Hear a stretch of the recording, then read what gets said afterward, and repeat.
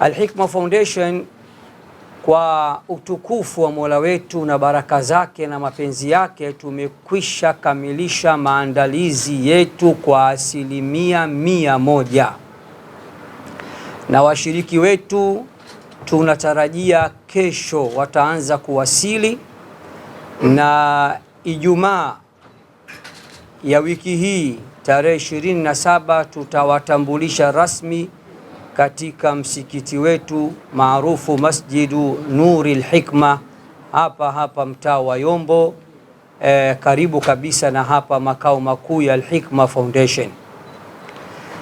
Tungelipenda pia kuwafahamisha haya ni mashindano ya mabara yote ya ulimwengu, na washiriki wetu mwaka huu ni kama ifuatavyo. Kutoka katika bara la Amerika ya Kaskazini washiriki ni wawili, mmoja anatoka Canada na mwingine anatoka Mexico. Lakini tukija katika bara la Amerika ya Kusini tuna washiriki wawili, mmoja anatoka Barbados na mwingine anatoka Guyana. Lakini tukija katika bara la Ulaya tuna washiriki watatu, mmoja anatoka Sweden na wa pili anatoka German na watatu anatoka England bimaana Uingereza. Kija katika bara la Australia kama kawaida tuna washiriki wawili, mmoja anatoka New Zealand na wa pili anatoka Australia kwenye. Lakini pia bara la Asia tuna washiriki wawili, mmoja anatoka Indonesia na wa pili anatoka Kazakhstan. Tukija upande wa bara la Afrika, bara mwenyeji, wao kidogo tumewapa nafasi kwa kuzingatia umuhimu wa Afrika na kuwapa nafasi ya upendeleo. Tuna kutoka bara la Afrika tuna kisiwa, ni kisiwa mwalimu bila shaka Reunion, kisiwa cha Reunion. Lakini pia tuna mshiriki kutoka nchi ya Zambia, tuna mshiriki kutoka nchi ya Uganda, tuna mshiriki kutoka nchi ya Kenya. Tukija upande wa Tanzania bara, upande wa Jamhuri ya Muungano wa Tanzania ambao ndio wenyeji na waandaaji wa hili jambo, Tanzania pekee ndio jambo hili linafanyika, sio Maka, sio Madina, sio Arabuni, sio nchi za Kiislamu.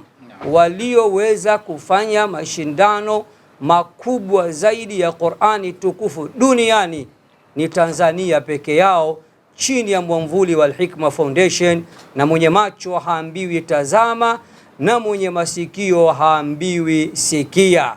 Tanzania tuna washiriki watatu kwa sababu wamejisemea watoto wa pwani mcheza kwao hutunzwa. Tuna Tanzania bara, kijana kutoka mkoa wa Pwani, lakini tuna Tanzania visiwani bimaana ya Zanzibar. Lakini taasisi sasa ambayo ndio inaandaa jambo hili, Al-Hikma Foundation, kwa sababu ni taasisi ambayo pia ina kitengo cha kusomesha na kuhifadhisha Qur'ani tukufu, pia tutamtoa mshiriki wetu mmoja. Jumla ya washiriki mwaka huu ni 18 na tumeamua kupunguza idadi kutoka 24 hadi 18 kwa ajili ya kumaintain muda na kuhakikisha suala akipenda Mola linaanza mapema na linamalizika mapema. Zawadi mpenzi mtazamaji wa Tanzania na Waislamu kwa ujumla, kama kawaida Al-Hikma Foundation katika mashindano haya ya mabara yote ulimwenguni huwa tuna washindi watano, top 5. Katika hao 18 washindi watakuwa watano tu. Mshindi wa tano zawadi yake itakuwa dola 3,000 za Kimarekani, ni sawa kabisa na shilingi milioni 7 na laki 8. Mshindi wa nne zawadi yake ni dola 3,000, ni sawa kabisa na shilingi milioni 10,400,000. Tukija kwa mshindi wa tatu atajipatia dola 5,000, ni sawa kabisa na milioni 13 za Kitanzania. Mshindi wa tano zawadi yake dola 3,000 za Kimarekani, ni sawa na milioni 7,800,000. Mshindi wa nne zawadi yake dola 4,000, ni sawa na shilingi milioni 10,400,000. Mshindi wa tano zawadi yake, mshindi wa tatu zawadi yake shilingi dola 5,000, sawa na shilingi milioni 13. Na mshindi wa pili ni dola 8,000, ni sawa na shilingi milioni 20,800,000.